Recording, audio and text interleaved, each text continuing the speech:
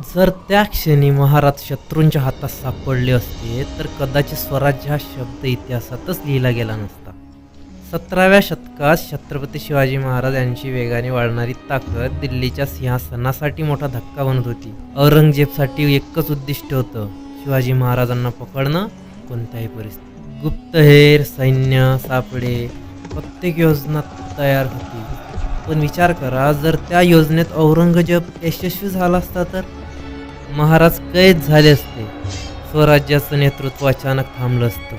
किल्ले, सरदार आणि जनतेचा आत्मविश्वास एका क्षणात कोसळला असता. मराठा साम्राज्य उभं राहण्याआधीच थांबलं असतं आणि भारताच्या राजकारणाचा तोल पूर्णपणे बदलला असता.